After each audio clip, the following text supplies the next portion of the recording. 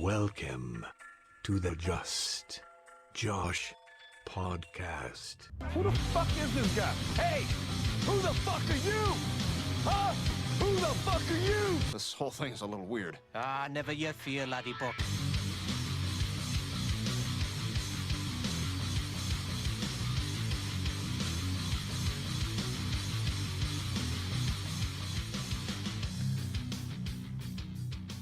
Welcome into the podcast. Today we got Gabo from Fayuca in. How's it going, man? Hey, how's it going, man? That's quite the intro you have there. That's awesome. So what's funny is that it was very spur of the moment clipped together. I know I wanted to have some talking in it, and it's not the best intro in the sense of like the most produced up or something. It's literally clips of things that I smashed together. But I laugh so hard every time, like in my own head. It's like entertaining, you know? You did a good job with it.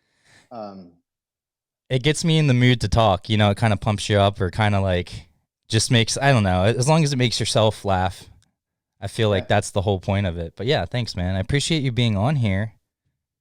Dude, thanks for having me, man. I've been seeing a lot of your stuff on your Instagram, and I think it's awesome, like the podcast you're doing. So thanks for having me on. Yeah, no problem. I had Dave on, and I was repartitioning my hard drive. I bought a new hard drive so I could have a backup of everything. So as what I thought I was backing up, and I thought I had a time machine save of all my podcasts, when it repartitioned it, it actually erased everything. And I was like, oh, goodness. Isn't that such a bummer? Yeah. Isn't that such a bummer? You probably had some gold on it because Dave is like the master of carrying on conversations. Dude, you probably had some gold in there. We had a blast. It was so good catching up with him, and I was talking about how I really wanted to get you on here, and I felt bad because normally I wanted to have you in here, but everyone's so busy now, and it's just so different with everything going on. You would think that in one sense you have more time on your hands because of everything, but really you don't, because now you're like scrambling to figure out new ways of doing things and kind of adapting, you know? The cool thing is I was able to finally dive into like my recording setup. And nice. Take everything apart, rewire everything, clean up my recording desk, and then really dive into the DAW and learn all the tricks. Whereas before, to make a demo would take me hours. Now I'm just like demoing out like crazy. So, I guess in a sense, like, as all the free time that I had, I spent it now.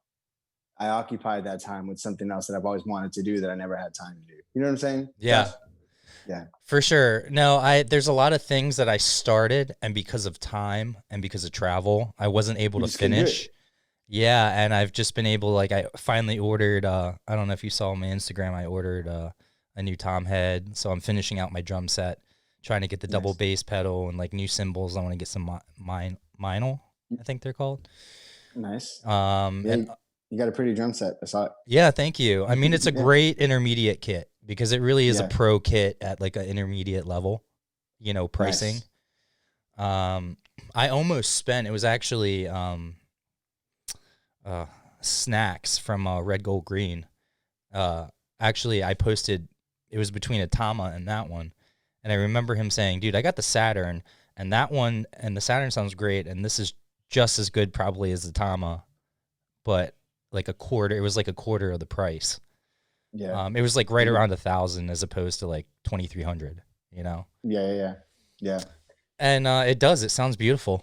It sounds great. I think if you tune it right and you know how to play well, I mean, the first drum set I ever bought was one of those tiny, it's like the Questlove, like beginner. It was like $150 at Guitar Center. Right. And then, so check this out. So I got whiffed that if you buy the drum set, there's a $50 gift card inside the case, the box. Yeah. So I played it off. I went to the guy and I was like, hey, can you open this and let me see it? He pulls out the kit, puts out this envelope on the table. I grab the envelope. It's a $50 gift card, right? So then he goes to sell me the drum set, and I say, hey, I got the $50 gift card. Can you just take it now? And he goes, you know what? Sure, why not? Oh, so that's I got awesome. the $150 set for $100 because the gift card's in there. But the point of the story is I went on YouTube to figure out how to tune these things. Tuned it to the best of my ability, just going on YouTube, figuring out how to do it. And I would record with that drum set, and it sounded great. and it's like a tiny little like I think it's like a what is it like a 10-inch, 15-inch kick or something like that. Yeah, I was gonna say it's pretty And, small, right? It's the jazz, like the small jazz kit that they have for him. It's like a 3-piece. Yeah. But anyway, point of the story is if you tune it right and you can play well, it's gonna sound fine. It definitely is the drummer, not necessarily the set, but Right. the set definitely makes a big difference because I can sound pretty good on a finely tuned set, you know, as opposed to sometimes it's just hard because I haven't like I'm a guitarist. That was kind of my main instrument was like piano and guitar, and drums are just like my passion. It's what I love to do. Yeah. But I've gotten so good at the drums in the sense of again, it's the only thing I can play now. Like if someone needed me to go on tour, I could actually learn the songs, go on tour and play, no problem. Same with guitar, but I mean like I wouldn't have to even think about it. I could just play the songs. Whereas guitar, I would actually have to go learn, learn the songs.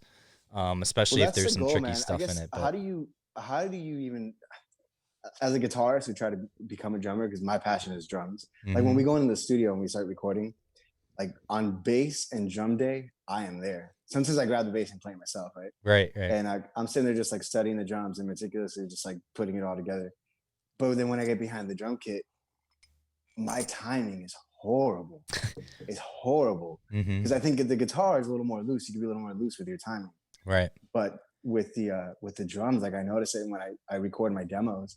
I'm like, God, I suck at the drums, because I'm listening to it to a click track and I'm horrible with timing. So I noticed that's why Guitar Hero didn't work for me. I sucked at that too. Yeah. Well, to me, Guitar Hero is harder than actually playing drums or actually playing guitar. I can shred on a guitar and I can shred somewhat on the drums, but it's way different when you're trying to follow the buttons and make sure that you got it. It's more like I'm a visual person, so when I'm playing Guitar Hero, I'm watching it instead of just listening. If I was just listening and you're just playing along, you usually hit everything. But back to your point, we were talking about tuning drums or or whatever. I'm really bad at it, and the only reason I'm good at it is because I got a drum dial, and it's pretty much spot on. So then it's just a matter of me finding what tone I want. But it gets it pretty crystal clear and like great reverb, just perfect amount of everything. But yeah, you asked me a question though. Oh, how you were talking about how like, you play guitar, so you love playing drums because it's a passion of yours too, and how it's difficult. So I think the reason that I'm pretty good is that one, I was ambidextrous when it came to soccer and playing soccer. So I'm pretty good with both my feet. Two, I think drums are one of the instruments. I mean, guitar too, because you need your fingers to be, nice and, broken in. But I think drums, half of it is how in shape, and not in shape, like there's big guys that play the drums, but I mean, how in shape are your drumming hands? How in shape are your, like your thigh, because it's different muscles, it's like the smaller muscles that can make someone a good drummer. So I think that has something to do with it. And then, I also started off on piano, so playing piano with both hands, and then also playing with your feet, to extend it or crescendo or staccato, like your keys. Yeah. That probably gave me somewhat of a head start on as far as playing drums. And again, I think the only thing holding me back is I actually bought a practice pad, so I just sit when I'm watching TV and I sit there on my practice pad. I've been doing that a lot lately. That'll help so much. Oh, so much. You start learning how to like separate your hands and following. Like, I've been doing the padiddles. Paradiddles. Yeah. I'm so bad at them though. I can do them so slow, and then when I'm like, okay, cool, I'm getting the hang of it, and I try to do it, like my hands just freeze, and I start spazzing out. Yeah, I can only do the two really fast, like 1 2 1 2 1 2, and then to where it almost sounds like it's just one, and. But then, the other ones I can do, like you said, a little slower like this. But if I'm trying to go like this, I mean, and then you have to incorporate your feet. So I didn't get a double bass pedal when I got this kit because I didn't want to cheat. I really wanted to get my right foot back into, because you can cheat a little bit with certain, rhythms or, certain beats. So I really wanted to just get my right foot. But then I lost like my left foot. So then I'm starting to become unambidextrous and not as like, unanimous. So I just ordered the double bass pedal, and I'm hoping when it comes in that I'll be able to kind of get back to where I was. Yeah. But I'm trying to upgrade everything. Right now I got my Mac right here on sale, my iMac. I got my iPad for sale. I sold my laptop, so I'm going to upgrade to the MacBook, the newer MacBook Pro. Oh, all that stuff's gonna help. Yeah. Oh, yeah. I mean, all this stuff's good equipment. I've had it. I just got it last year. But in like tech terms, it's like a year goes by and then you start seeing prices go down. And then you're like, well, it only cost me like $500 more to upgrade to like double memory, double speed, all that stuff. So, but yeah, no, drums are my passion. It's funny, we kind of have that in common where we're probably, we're good guitarists and stuff, but drums is like what you like to play. Oh, I love drums. I always wanted to be a drummer. I always, Me too. when we did our album, the Powerful EP, so I did the drums all MIDI, just to demo them out. Right. When we sat with our producer, Matt Keller, he wrote in the drums on a MIDI thing. And, the idea was we're going to take the drums, lay out the template, give it to a real drummer to actually because at the time I didn't have a steady drummer. I just had like tour guys, Right. And when we started stenciling out making the template of the drums, for some reason I'm so passionate about the drums that I sat with him, and like every hit it was like, okay, let's change the velocity, let's change the speed, get a little more swing here. And what ended up happening eventually was like the programmed drums sounded so awesome. Yeah. That when we gave it to a drummer, it was like, dude, like just these drums sound real, Yeah. And it was almost like we had to decide, okay, do we want to actually have a drummer learn this and record it, or do we want to just like really dial in these programmed drums? And there's a little bit of like acoustic drumming and there's a little bit of MIDI drums in there, and sometimes you can't even really tell, just because I sat there and just like meticulously just like listened to every hit as if I were a drummer. I closed my eyes and I was like, hey Matt, do this, but I played great on MIDI because you just hit Command Q and it puts it all in time for you, Yeah, I still need to figure that stuff out in like Logic and all that. I'm still kind of getting used to everything because I've always been a plug and play guy as far as a musician. Right. I never really got on the technical side of things, and I really wish I did. Because I just had Mac, my friend Mike Mac McCary on, and he's done a lot of tour managing, and he's a sound engineer. And he's so good, man. I saw him on Warped Tour at a couple different dates when he was doing Sum 41, and I saw him inside a pavilion, and we were in like the middle of the woods somewhere randomly, and then it was like wide open, and every time it just sounded so on point, like no matter where we were. Yeah, he's great. But I wish I had that skill because I feel like I would love to be in that position to just do the sound. Just let me do the sound. I can TM if you want me to, but I'd rather just do sound. I don't want to have any responsibility. Just get me sound and I'm good. Now I know if it was already set up for me and all I had to do was come in and then adjust, the tones. And then do what I need to do during the show, I'd probably be fine. But, as far as like if something went wrong, I wouldn't know what to do. I know I could trace it back, but I would have to learn that band's equipment. But no, there's people that just right away they're just like, cut the 500, bring up the 1K. That's like way above my head. But yeah, well, you're a man of many talents, so that's good for you. I'm sure if you dived in, you could probably figure it out pretty quickly. Oh yeah, I'm sure. I think Mac's gonna help me out a little bit once we get together. He's gonna come on and co-host once in a while. But yeah, so are you in Baltimore? Where are you from again? Yeah, Baltimore, man. We need to get you guys in here. I've been trying to get you in here for a little bit. You know what we just got out here in Phoenix? Old Bay. Oh, really? And how do you you got to put it on crabs and seafood, no? I haven't bought it yet, but I saw it at the grocery store. And that's awesome. Viva, the chick that our good friend who does merch for us. Love her. She always brings in her little fanny pack like a bag of Old Bay or with like an Old Bay can, and she knows that I love it. So the food on tour is what? Pizza, right?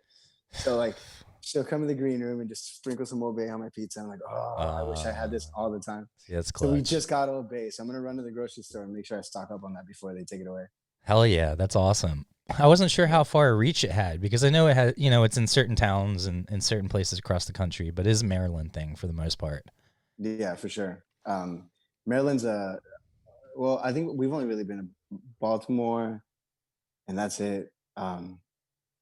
It's kind of like a cool little it's got its own scene. Like you can tell what bands are from there. Oh yeah. Just by the way they deliver their lyrics and their sing. Like before meeting the Bumpin' Uglies, I was like, these guys got to be from Maryland, you know, just like the way he spits. And then Joey Harcum, you know Joey Harcum? From Pasadena? Dude, Joey's one of my favorite singer-songwriters. Like I think because my dad kind of raised me on folk music, so I love Joey's kind of mix of rock and folk and the way he tells stories. And then Brandon's probably one of the nicest dudes ever. He's funny. He's definitely a character. Is he really? I'm just kidding. I love that guy. Yeah. I had to say that. Wait till we get off air, and then we'll talk shit about him. No. There's something about that scene out there where everyone that I met is just an amazing lyricist. Ballyhoo guys, yeah, all of them. Ballyhoo, yeah. Howie writes great lyrics, and like their delivery, I think, is you could tell these guys are from the East Coast. As far as like the rock, we had like Good Charlotte and All Time Low and some of those bands, like those type of bands, like kind of come out from here. Now, Good Charlotte's been in LA forever, so they're an LA band now, but they were originally from Maryland. And even like Counting Crows and going back, there's other Jimmy's Chicken Shack. I keep leaving them out, and that was one of the first. You guys have an amazing scene out there, then. Yeah, Jimmy's Chicken Shack. They still rock too now. I think out here we had a Jimmy World, which was like a the big band that like from our era that kind of broke out. Authority Zero. Love those guys Scary too. Kids, Scaring Obviously, Kids. You know, who else was from here? The Maine, yes. Catastro's from out here. Catastro is one of those underrated bands that I love too. I love listening to their music. Their new shit. I like every record that they're putting out. They work with our same producer, Matt Keller, and this guy's a genius. Well, I'm biased, and that's my opinion, right? But he's done other albums for you, right? He did the last EP, the Powerful EP. Oh, okay, yeah, I love that one. But you can come to him, like we'd go to him with just like an idea, and he just goes, "Yo, I got it. Got the guitar." You know, it's just like he'll think about it for a second. And what he's done with Catastro, like I mean, they're talented musicians, and I think I'm not really sure their process, but I think the drummer Stravers kind of produces most of it. But Matt Keller like has a way to just kind of come in and be that fifth member or whatever you want to call it. And just kind of put it all together. And every time Catastro puts out a new album or like a new song, I'm just like, why didn't I think of that? You know, like they're so good, you know, and like every record they're putting out and everything they're putting out now, just like progressively moving away from reggae rock, but getting better and better. I've seen a few bands that have kind of taken a turn that were normally known as reggae, and I've seen a little bit of a turn, or I've seen bands do different things as far as even like the pop punk thing. It's going more pop, or it's adding a lot of electronic elements in there, you know? Yeah. Oh yeah, for sure. Yeah.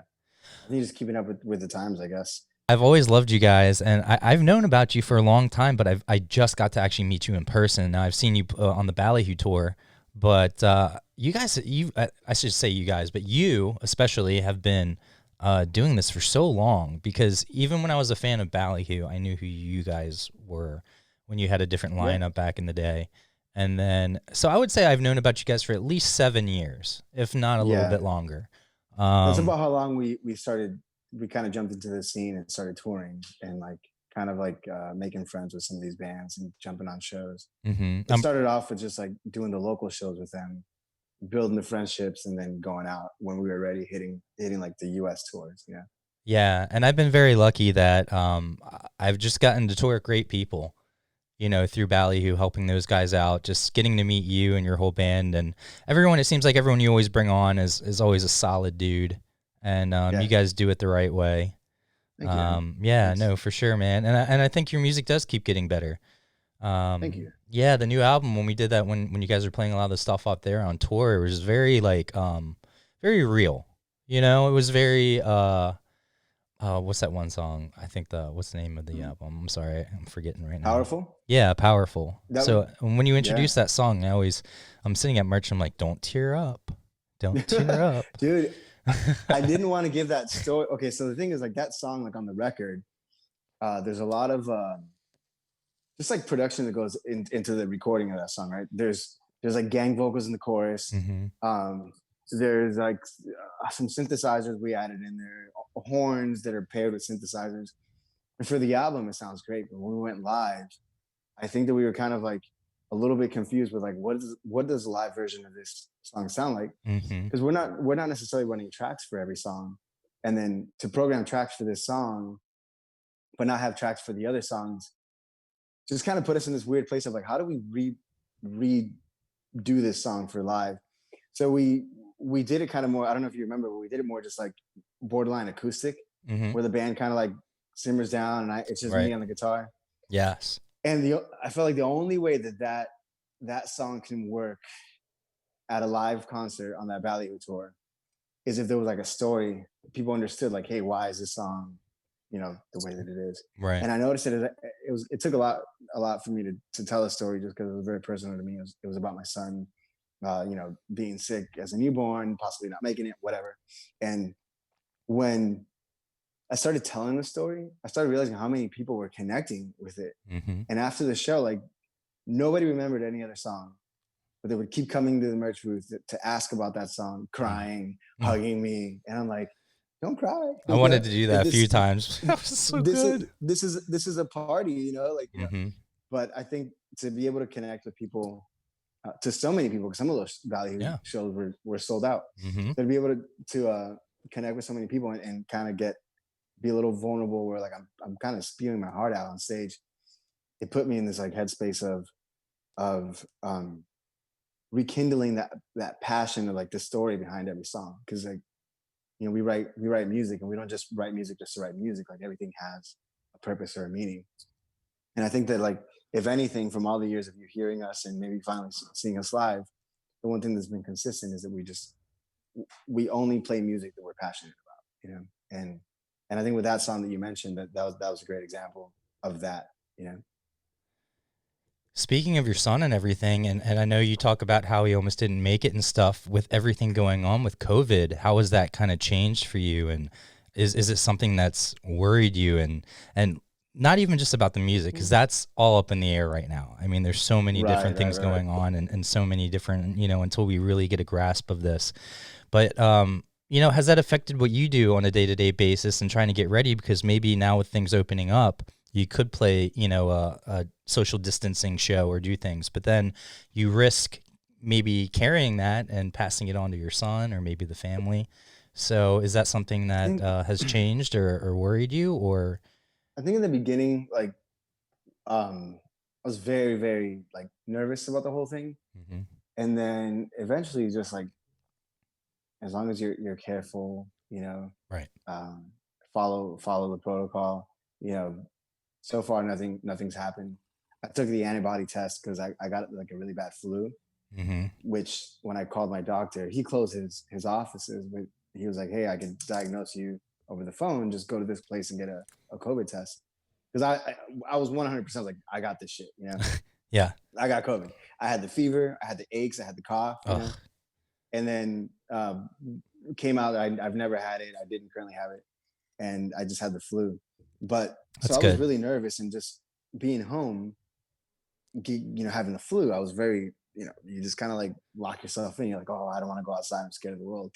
But eventually now, like, I mean, obviously I just take all precautions or whatever. But the cool thing is that, like, not being on tour, I'm able to spend more time with just them, and I'm able to like right now we're just writing a record, so we really don't have the opportunity to go out, and possibly catch this thing, because we have our head down right now. We're working hard on writing the new record, and whenever I'm not working on music, or I'm spending time with my kids, so I'm not so nervous now. What I am is I'm kind of grateful that this allowed us to kind of hit the pause button. That Ballyhoo tour was what, like, how many weeks was that? That was like 7 weeks or something. Yeah, total, with like a week off or something. I was gonna say 6 weeks, 6-7 total. What?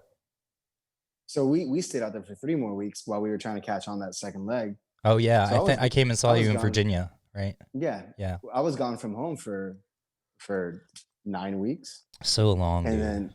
then we came home for like 2 weeks, and then we were gonna go back out on another tour on the West Coast. And then that got canceled because of the COVID thing, of the COVID, and the COVID. And then at first it was like, oh man, my tour is canceled. What am I going to do? But then to be able to hit the pause button Mm-hmm. and then refocus on the family and then refocus on the writing and the art part of it. You know, performing is great, touring is great, but I've been able to spend more time with my kids. So in a way, it's almost like what we needed in our camp was just hit the pause button, get off the road for a little bit, Mm-hmm. write the new record, and refocus on the things that are important, which is like family, your band, your friendships, and your health. Yeah. So Yeah, that's where we're at with that. for sure. I want to venture this out there, and if there's anyone out there that thinks they have great hair, I apologize because we did this so last second to a degree. I mean, we planned it out and we knew we were gonna to meet, but you got held up, and I wasn't sure and weren't sure if it was gonna be video or not. So people can't see it, but I'm gonna put this out there, and I would like to challenge anyone in the scene that thinks that they have better hair than you. You have some of the best hair. It's always perfect. I would say the only one that has just as nice a hair, or at least is good at doing his thing, would be Nick from Ballyhoo, who has that great hair as well. Yeah. The little Well, when coif. you're that handsome, anything you put on your head is gonna look It's true. He could just You know what I shave. He could shave a penis into his head, and it would look good. Yeah. Whenever we play with him, I don't look at him. I'm like, don't look at this guy. Yeah. You're gonna fall in love. You get mesmerized quickly. Yeah. It's like he must work. And- He must work out. I feel like. You know what he told me? I said, hey Nick, because on tour we do the whole Planet Fitness thing where we Right. go to the gym every morning. On tour is when I'm fit. When I get home, I get off. Where was my invite? I didn't know that you wanted to work out. I mean, I'm always You had down. Nick. But Yeah, but see, they tell us that they're going, and then when we meet at the time, they had already left sometimes. yeah. And then also Nick, sometimes as crew, I just don't want to work out. You know, Oh, like a no, third of the no. time, I'm just like, I can't today. It's just I'm too Well, tired. you're the first one there, and you're the last one to leave. Yeah. You're inventorying in, you're inventorying out, and then you're loading up. If I was and in the then band, you I would wanna wake definitely up. be there every day with you guys for sure. Yeah. Well, I think so. Go ahead. I admire Nick for his dedication to his body, because when we were in Baltimore, we did that Halloween show. I Mm. was like, dude, how do you stay so fit on the road? And he said, Gabriel, Yeah. if you're gonna do 5 sets, do 10. And I'm like, really? He's like, don't stop at 5. Go to 10. Hold on. You still there? Yeah, I'm here. For some reason, my mom never calls me until I'm on a podcast or a live stream. And she's probably gonna call me again because she does this like 3 times in a row phone call. Do you want to take a second to text her, or No, it's fine. okay. It's fine. We're good. All right. So his dedication to wake up in the mornings and then do, double the sets or whatever. I was like, yeah, I can't do that. I can't kill my body like that. Yeah. I go in and Right. out of these workout phases because I was always an athlete growing up. The problem is I was snowboarding, and I did a flip off this thing at the one near us, but it's a really crappy kind of hill. It's not that great in the snow park. There's 2 big ramps at the time, and you basically have to start at the top one, not go off the ramps, but you have to go down it to get enough speed, miss the ramp, go up, and then get enough speed to go down the second just to make it over Man. the lip because it's so big. And the conditions aren't always the best, so to make sure you don't just crash into the other side, and you can make it over, you have to start from the second one. And then I'm pretty sure I landed it. It happened so fast that I honestly don't remember too much. But the way I remember it is that I landed it, and as soon as I hit, it was just all ice, and it just came out from under me, and it just slammed down. And I remember my back just like, it hurt so bad, and I thought I was paralyzed. And I think I kind of got half knocked out because it's fuzzy. Yeah. But I do remember like them putting me on the thing and people around and taking down, and I was fine. Like no broken bones. But I herniated a disc, or I like dislocated a disc, and it like sticks out a little bit, and it hits my nerve, whatever nerve that is. And it got to the point, it got to the point where like my left leg went numb. One time, like it wasn't numb, like permanently. no, like I could feel it, but it's it's in pain, and then I was getting these like sharp stabbing pains, and just from it hitting. So they had to do the cortisone shots after physical therapy didn't work, and those suck because it like people think it's like, oh well, don't they numb your back? I'm like, yeah, but that first needle still has to go into your spine to get numbed. Yeah. So it's not like the most pleasant feeling thing, but then the pain relief is good. When my wife, when we had our first kid, and I saw them put the epidural in her spine. Oh, I got nauseous. I think I fainted. I mean, I fainted watching the birth of both of my kids. I would too. Well, To be honest, well, my first kid, I fainted 4 times. The nurse was finally like, it's not funny. I don't know why I laughed. Yeah. No, that shit's hilarious. The good thing is, is there a video of you passing out or no? No. I would. It would have been nice if there would have been a video. That would Just be one. Yeah. But there was a seat right behind me, so I would keep sitting down, put my head between my knees, and just like pass out, and then wake back up, and then grab her leg, and then I would go again, sit down, and then I did it 4 times, and the doctor tells me, "This is what got me." She looked at me dead in the eyes and said, "Come on, man, man up, man up." And this is like a sweet little, doctor, tiny little lady. And she's like, "Man up," and I was like, "Oh, okay. Hell no!" So I grabbed that leg with full force. It's like, I'm not fainting again, and then boom, I fainted a 4th time. So funny. But when they were putting the epidural in her spine, it's like a long needle, and then all the blood just gushes out. It looks like a massacre. God. I fainted. Oh God. I guess I get queasy when I see blood. But those shots in your spine are scary stuff. So I've seen a vagina before, obviously, but I actually got lucky in high. I haven't, but yeah. But in high school, I missed that whole. They in the health class they always showed you the birthing, so I never saw that. Yeah. I don't think I missed it. I think I somehow got out of it, even though I really didn't care. It's a beautiful thing when it's your. I mean, for me, like when it was my kid, it was a beautiful thing. When it's you're watching somebody, because I also saw like one of my cousins give labor, and I was like, oh, that is disgusting. I'm never having kids, I mean, I'm not. Yeah, go ahead. No, but when it was for me, when it was my kid, it was more. Yeah, more personal. It trips me out. I don't understand how you can just create another human. Like you have pleasure for a little bit, and then you created a human. And then they come into this world and they're like a little mini you walking around. And then you see when they come out, and they're just like, can you imagine the shock? You've been in this womb for 9 months, and then all of a sudden you come out to all these lights and all these people. Like that's why I fainted, because I see his head come out. And then it'll go out and come back in, go out, come back in. And then sorry, I'm single and 35. I've never seen like kids come out. So I mean, I know what it's like. I know what it probably looks like, but I mean, I just personally have never seen it. But good for you. It's a little traumatizing. I hope to one day. I'd like to have kids eventually. Well, it's a little traumatizing. Good for you. Yeah, I mean, I have no problem being in there, and I definitely support them. But like, do I need to see it? No.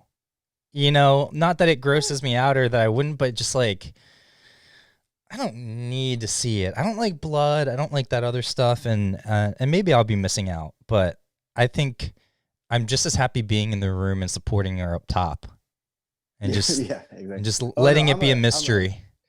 I'm a rubbernecker. I'm just like, I'm in there. I'm like, like looking, I can't, I'm way too curious. Like, when you're on Instagram and it says sensitive video, and then you click it anyway, tap it. Yeah. And then like the caption would be like, oh, he lost his arm. And I know he's going to lose his arm. And I'm like, let me see it. And I tap it. Yeah. I don't do good with like broken bones or anything like that, or like the gross shit. I'm not good with that, just because I could never be a doctor. I could be a good lawyer. I could be many other things, a good businessman, but not a doctor. No, good for you. You chose the right profession. You chose the right profession. It's like, why do something you wouldn't be good at? And the whole time I'd be operating, I'm like, this is gross. This is gross. Passing out, throwing up every time you have to cut a vein. I understand. But yeah, our original convo from all of this that we went into was, you have great hair, and I've seen you. Oh, the hair, yeah. Yes, and I've seen you take an extension cord from your van, or from your Where was van, that? from your. I remember that venue. Which venue was it? It was towards the end of it, but you were in the mirror with the green. It was the green bathroom, right? And it had like the sink with the mirror, and then you could go into the bathroom too. I'm trying to remember. I can't remember. I'd have to look at the tour schedule to remember exactly which one it was. I see it. Remember, it was that alley that it was really hard. Yeah, it was like in the back. In the trailers. Yeah, it was. Anyway. A lot of them were like that. A few of them. Yeah, right. Yeah. You know, it was an alley with the dumpsters. You know what I mean? But yeah, Um, you're the only guy that has a extension cord from your thing to another extension cord to finally another extension cord that got it to where you were. to the bathroom. Yeah. Right. And And then the mirror was like down here, so I had to do my hair like this. Yeah. Yeah. was it? Then I'm thinking there might have been a few venues that you've done this at. No, I But remember this specific moment because you were mhm, changing into like your all black getup right. in the That's stall. that's what I do. I have a window like after I take a shower. I have this short window that if I don't touch my hair, I can't do my hair. It's like it's this perfect moment of enough moisture in your head, but Right. dry enough. Right. Right. That Exactly. then I can put my pomade through and then do. And then if I miss that moment for whatever reason, like It's my you hair, have to start over. shit. Yeah, I just either have to re-shower or just throw this hat on. Right. And I'm just jealous because I've actually taken a picture of you to my barber and been like, I would like it to look like this, please. Really? Yeah. Well, Yeah, come and to Phoenix. sorry, I lost you for a second. And I was like, Yeah. I want it just as far as the length and like, you know, I want to keep and they never do it right. They always cut the sides too short where I have Asian hair, so it just sticks out instead of Oh, like yeah. laying nice and flat. And then they'll cut this too short, so it's just like a regular haircut, not the coif. I want a little bit of a coif, you know. Yeah. I think you have nice hair though. I wish I had thick hair like you. I used to have nice hair when I was younger. I think it's thinned out a little bit, so it's not as thick as it used to be. And then as I get older, but I haven't gone gray yet, so that's good. Even though Yeah, I I'm wouldn't mind a getting little these, gray, you know. I'm getting these. You probably can't see it, but like I'm getting these salt and pepper like. I gray, like salt and pepper. I fucking love it. I think it's the every new. time I look in the mirror, I think it's the The new what? in. every time I look in the mirror and I see more grays coming in, I'm like, yes. Yes. You know, I just can't wait. I love when people The- have random patches, like in their beard or somewhere else that's unique. Like my one friend, he Yeah. just has it like on this side, just a little gray that goes like a stripe right there, and that's it. Mark, if you're listening to this, I'm pretty sure that's you. There's a buddy of mine who he went full salt and pepper at like 26 or maybe younger, and he pulls ladies left and right. It's insane. Yeah, for He's sure. you know, the salt and pepper hair. He goes to the bars and just like the girls are just like, oh my god, and I'm just like, damn, lucky you, you know. But one day when I'm a Yeah. when I'm an old salt and peppered lad. Yeah. So anyone out there, I will put money on Gabo as having the nicest hair, and it's something I strive for. I strive to get your perfection, but it does take a lot of work. There's a lot of. It's just like putting on a show. There's a lot of work that goes behind it. But once you get it perfect, like you don't have to touch that. You could be in a hurricane and the thing looks perfect. Well, thank you. I take pride in doing my hair. It's therapeutic. I just wish I was at so if I had someone else, I could cut their hair very well, I think, without even having like a real, hair cutting thing. But if it came to doing myself, whole different story. Yeah. I mean, I don't know. Sometimes Unless there's just a buzz cut, then I could do that. yeah, mohawk. Yeah. I used to have a mohawk. Oh, that's I had cool. a mohawk for a while. The barber butchered my hair, so I just came home and just did a mohawk out of it. And Yeah. I feel like that was like my favorite hairstyle that I ever had. Why don't you bring that back, man? I don't It know, grows I'm a pretty quickly on the 35-year-old sides. You could guy. get back to your coif pretty quickly within like a month. Yeah, I don't know. I think my mohawk days are over. I used to have long hair down to here, you know. Oh, And I wow. would try to I wish to I grow had my hair pictures out. of that. Yeah, like if you go through our Instagram, at some point you'll see pictures of me with long hair. And it was like a lion's mane. It looked like curly fries just coming out of my head. I loved it. Did you look like And I Jeff tried- from Expendables, kind of?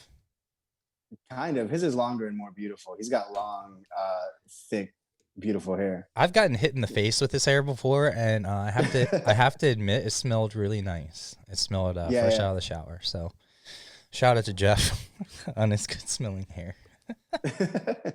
Yeah.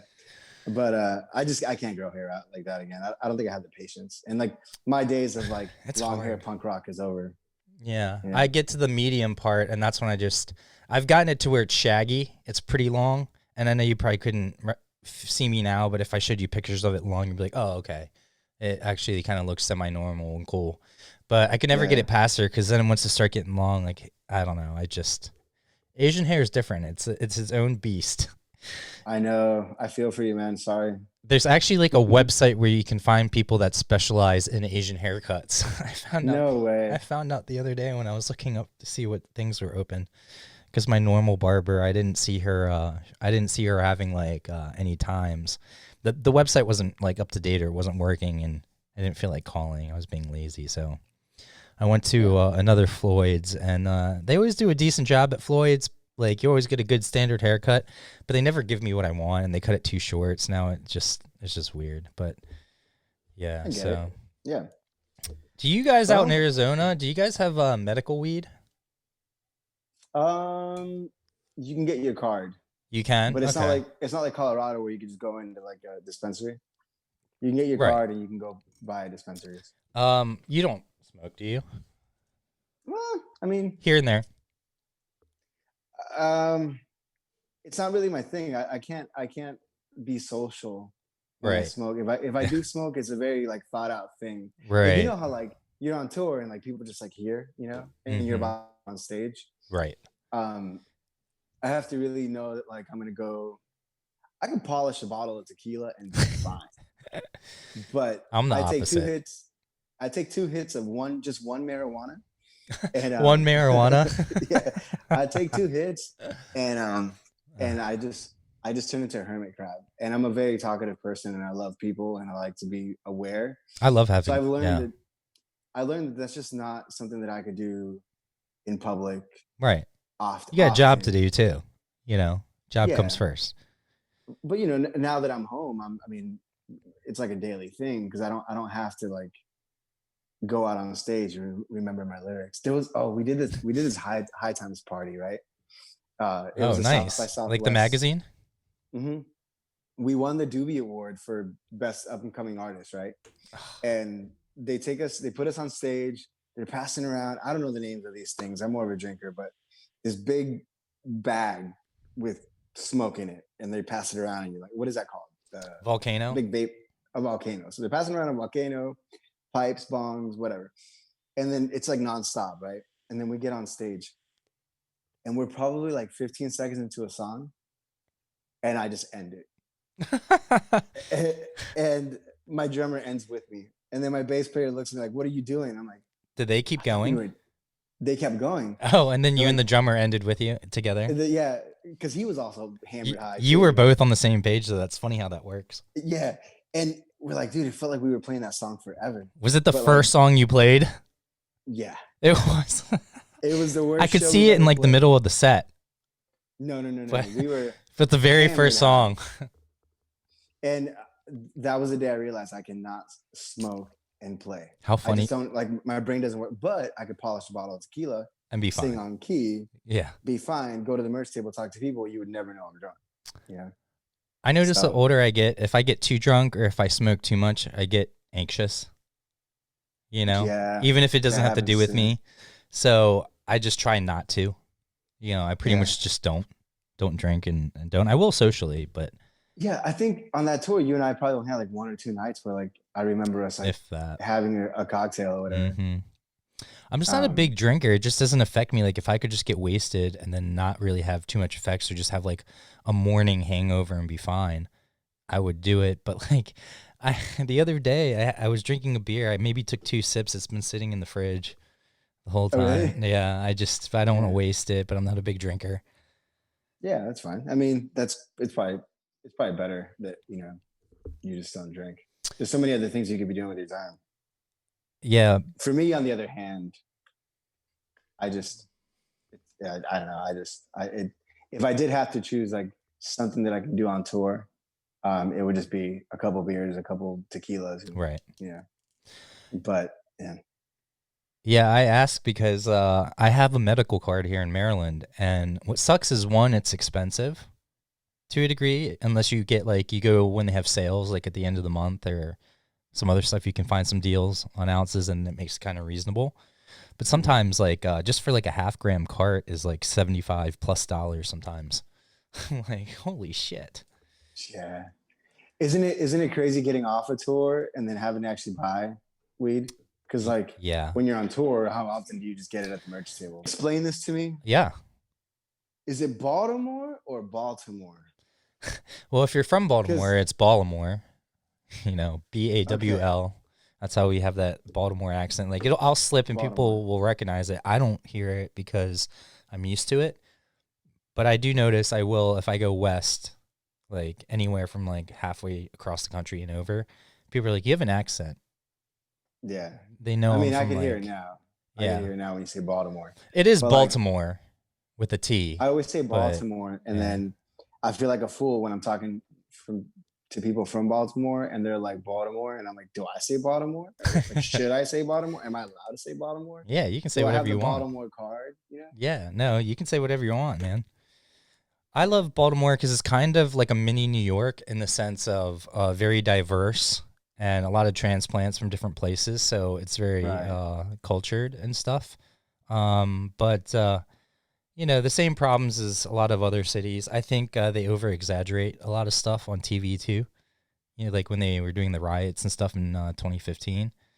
I was actually downtown bartending, I think, when it was doing, and it was bad in that one area to a degree. But everything else was fine, and it really is just one part of Baltimore. Like when you get past MLK Boulevard, and you once you get past that, I wouldn't be going there after dark or anything like that. But other than that, Baltimore's such a great city. We have great sports teams. I think people, like you said, how we have a great scene and good people. I think that's from growing up around Baltimore and like the DC, Virginia, Maryland, PA, Delaware area kind of has that. There's something in the water where I think for the most part we have good people, but just like everywhere, humans in general are just crazy now, myself included, obviously. Yeah, of course. But no, there's something about that whole area. Like we've played like Delaware, we've played Baltimore, we've done DC, Virginia, like that whole Pennsylvania. We've done like Philadelphia is a cool city. Well, that's why I like living up here too, because we have access to so many cities within 3 hours of each other, 4 hours top. So like we can, if there's no traffic, like I could probably go right now with the traffic being light and make it up to New York in like 3.5, 4 hours. Do you remember when we did that Brooklyn or the Knitting Factory show? Yes, with the really tall stage. Yeah, I remember that. Yes. I remember thinking like, oh shit, people are gonna hate us. It's gonna be like, but the people in Brooklyn were very nice. Like that was our first time playing Brooklyn. We've always done like the outskirts of like maybe like Jersey or whatever. But it's like, probably a good thing. That place was hard as hell to park at. I felt bad for you guys and everyone else. An article. Yeah, no, it was horrible. I think we got lucky. We found parking a block away. Oh yeah, you did. Did you take the spot we were originally going to look at? Like we coned it off, or no? Oh, you found another one. We found another parking. Yeah. We had to roll our gear like a block away. But we were told that we were gonna have to unload and then park outside of Brooklyn. Oh like, yeah, wow. There's like a bridge. You got to park in New Jersey or something. Right, like right. And then we had to Uber somebody back to Jersey to pick up the bus and come back. But like while we were making the U-turn, navigating to where they told us, we found like a spot because we got that bus and trailer. So you got to find 5 open spots so that you could park the bus, parallel park a bus and trailer at that, Right. So we got lucky that there was one right at the corner. So we just like slid right in and then went and had pizza next door. Oh yeah, that was a good pizza place. I think they also had like maybe I forget what I got. Maybe I got tacos. That Mexican place next door was pretty good. I think. No, I did the Caesar salad pizza because I was trying to be healthy. Yeah. For that show, we got there, and the sound guy, whoever supposed to listen, was like an hour late. We were just standing there for like an hour. You remember that? Yeah. And we got lucky. We parked right at the intersection, right between the 2 crosswalks, which was illegal. We were definitely blocking one of them, but that's what you got to do. If you have to pay the fine, you pay the fine and move on, as opposed to missing a show. But yeah, sense. Man. So yeah. But it's funny because we were talking about like business stuff, and aside from Fayuca, you actually do kind of like a booking / management thing, and then you also have that Bravo Pay app and kind of thing that you're working with or collaborating with. You want to talk about some of that stuff? So we have the Fayuca beer. Check this out. Check out these little. Can I buy some from you, dude? Can you ship it to me? Send you some. Fuck yeah. Check this out, dude. So you put these little planters, right, with cactus because we're from Arizona. Yeah, that's fucking dope. people started messaging that they wanted some. So I just did this for my house. Is that a So I think I'm gonna real like. thing? Oh, it's a real cactus. Yeah. Oh, I see. Well, You took it out. You took out the top, filled it, and then put that in. yeah. Okay. Yeah, I thought that's how it came. Like you were gonna ship like beers inside there, and that's oh, like that the would be lid. awesome. Yeah. I'm like, oh, that comes as the lid. I'm like, that's crazy. That might be great. No, this is like a planter, you know. Yeah, that's dope. This is like it's like a planter. Can you see? Okay. Yeah. So so we got the beer. There's the guy from Badfish has a booking agency, Providence Music Group. Right. Joel. And, Joel, and like whenever I'm not on tour, I have a passion for like the record label side of things, the booking, just like the business side of music. Yeah. Of the music industry. So, I have like a couple of bands that I just kind of booked. They're tribute bands. One's a Rage tribute. That's dope. Love Rage. And right now I'm not really doing anything with that because the COVID. You can't. But yeah, I just think that like I don't know. I always had this idea that I used to work for a bank and I never wanted to go back to banking. And I made it a point that everything I did was going to revolve around music. Cause I'm an artist, and whenever these opportunities come by that I think is something that I can be passionate about, I just jump on them. So the booking thing, just kind of, Joel hit me up and I kind of came in with a couple of these tribute bands and then, but then I got the Fayuca beer. Bravo Pay thing. Okay, so they're an app almost like Venmo, where you can like just transfer money back and forth, and it really helped us out because rather than we started using it for our merch sales, rather than using Square or like QuickBooks and paying the merchant fees, or we started using Bravo and giving people an incentive to buy merchandise through this other app. Once they send you the money for like a CD, then it opens up a text thread and you can text with them back and forth. So it kind of worked as like almost like a secondary social platform for us, for people who were directly connecting with us at the shows, buying the merchandise. Right. So then we were able to message them back and say, hey, we're coming back to Baltimore, come to the merch table, buy a t-shirt through Bravo, get $5 off. Kind of like a mix of bands in town and Square and stuff. It's just a way to kind of gather information and use the data to, get a better return on investment. Yeah. So Bravo Pay just kind of came in and we built a really strong relationship with them. And every time we had an opportunity, we're just trying to find clever ways to use the app. And just introduce new people to the app. We felt, and still do, we feel very strongly about the app and its purpose and how it helps bands out. So by giving them, I guess, like a secondary platform where they can communicate and connect with their fans outside of Instagram or Facebook that is just so inundated with a bunch of content. Yeah.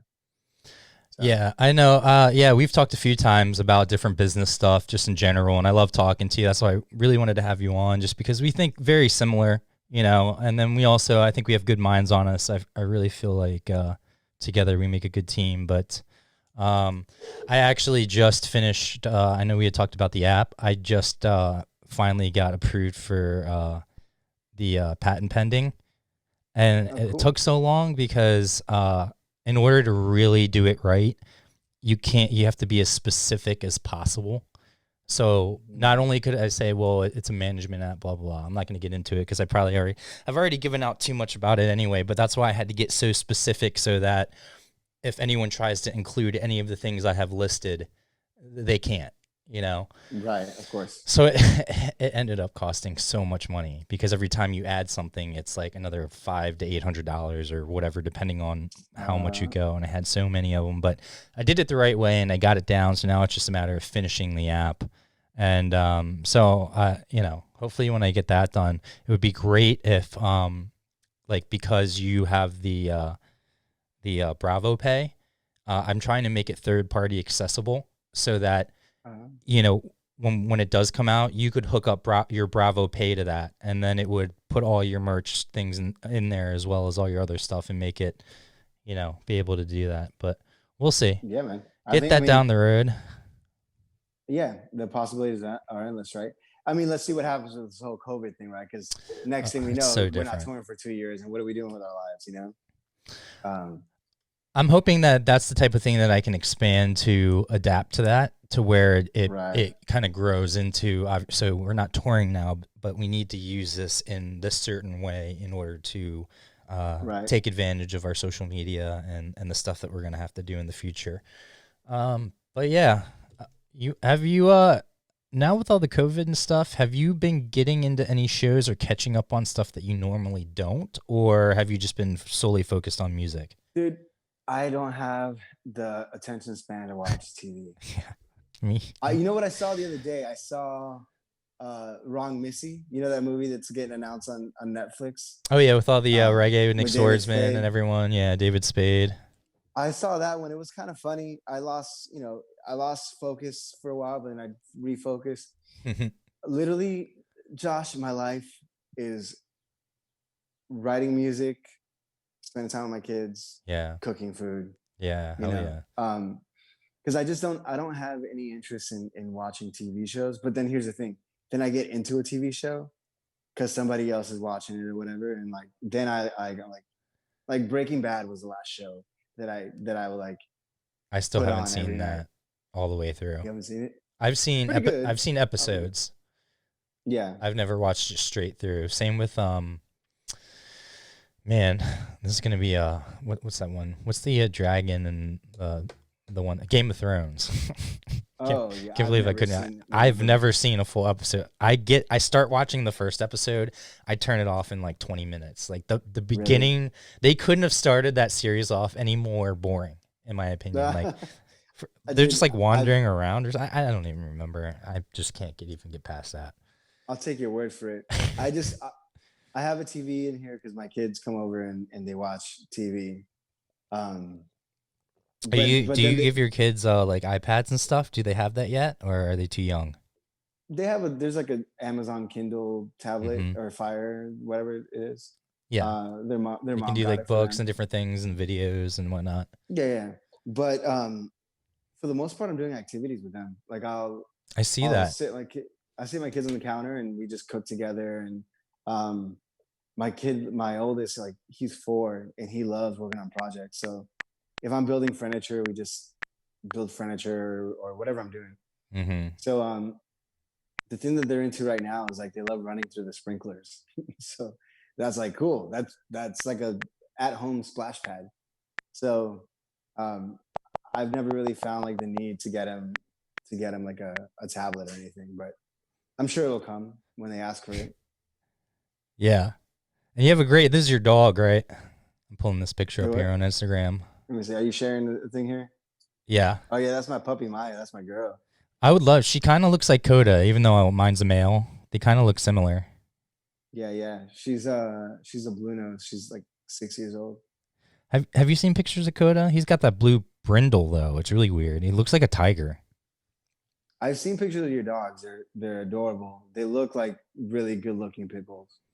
Fresh is kind of the redheaded stepchild, but he's like amazing, and I have such a soft spot for him because originally I saw a picture of him and there was a post and it was like Pitbull every day, he was dropped off and he was like really spunky and such a lovable dog, and every day that went by he just kept getting more depressed and more depressed.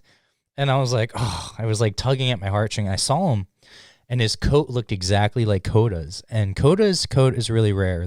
The blue brindle, at least the way his is so rare. And to the point where someone offered me like $30,000 for him at one point because he thought he could breed him. Yeah, he wanted to breed him and like try. I'm like, you realize that the coat has no, like that doesn't matter. Like you could breed them, and that doesn't mean that the kids are gonna have that. It's just a random. It just depends. It's like a random gene thing. It just depends. So, I saw the picture of him, and he looked like he was blue brindle. And he looked like beefy and like such a cute kid. So I was like, oh, the post got me. So I take Coda and we go to the shelter.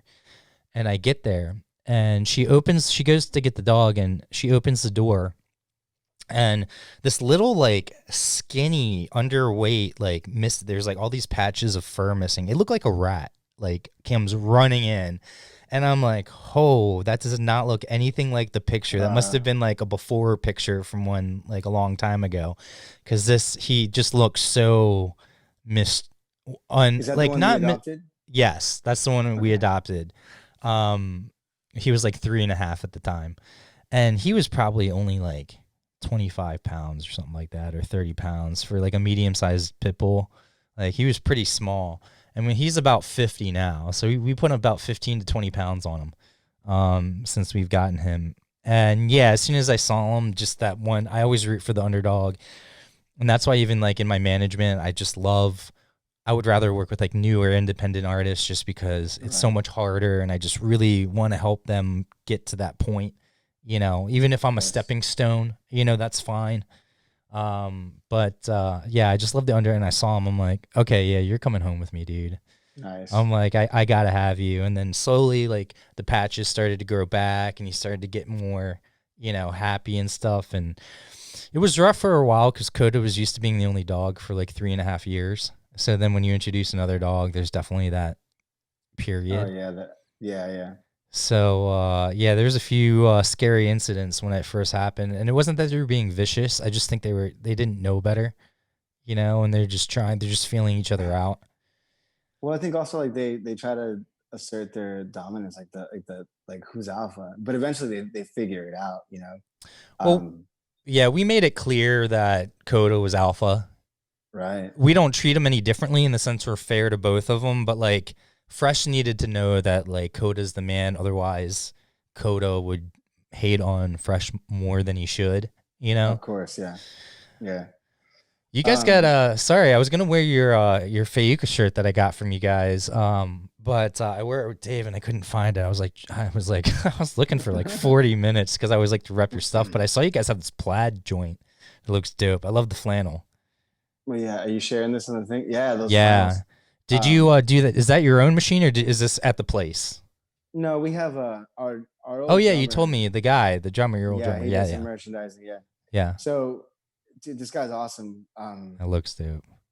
Because he does a really good job, but there's times that I've been in a bind. I need merchandise like the next day, and he'll work till 3, 4 in the morning, and then hit me up the next day and just hey, come pick up your merch. It's ready. So that was one day that he was doing our merch till like 3, 4 in the morning, and I went over there and took pictures of it, and he does a really good job. But the plaid, I think it was necessary. We being from Phoenix, from the west side of Phoenix, like there's a lot of like the culture out here is very there's a lot of Hispanics and a lot of cholos, and it's kind of like we grew up on the west side, which is like the not so fortunate side. Yeah. And 8 Mile, I don't know. And but it's a lot of like cholos and lowriders and it's just kind of like we've always been attracted to that flannel culture. So we've never done anything on like like a flannel or like I don't see it that often. Like that. So we decided to do that, and those things flew like crazy. The moment we did our local show, it's gone. It was like we sold out right away, and they were like, we were selling them for like double the price of what all of our other T-shirts go for. Oh yeah. And people were just buying that, left and right. So, but yeah, man, I think it's awesome that you're doing this podcast, and thanks for having me on. Yeah, dude. Thank you so much for coming on. It's been a while, so yeah. Anytime you guys are in town, obviously we can set up the bonfire. I'm actually about to buy a movie screen, so we can have a movie screen in the back, and then have a projector, and then you can have the bonfire and that, and we can just jam and stuff like that. And then obviously come and do the podcast with everyone in person. Do a couple acoustic songs, and I hope you guys stay safe. Give my best to your family, and I hope all this stuff kind of calms down or gets to the point where we kind of have a better idea, so you can get back to making money and doing what you do. I think as soon as we get the green light on doing tours again, we're going to try to make our way back out to the East Coast. That Ballyhoo tour was so awesome, and we connected with so many people. And it's a little it sucks that we can't get back and give them a headlining show so they can see like an extended Fayuca set as a headliner. So as soon as we get back on the road, I think we're gonna try to hit the East Coast again. So Cool. you know, obviously we'll come by, swing by your spot and hang out and smoke a little, drink a little, watch movies. Hang out with the dogs and stuff and do whatever. Yeah, again, thank you so much, dude. And yeah, it's nice because we're close to everything, so you can plan a nice tour and hit major cities without going that far. But again, you guys are doing great things. I hope I can't wait for the new music to come out. I know that you're releasing some stuff a little bit here and there. So yeah. Cool. Well, all right, thanks buddy. for everything, man. Anytime, hit me up. I'd love to be on your podcast. Yes, for sure. All right. All right, buddy. Stay safe out there, man. Yep. Thanks, man. Peace. All right. Bye-bye.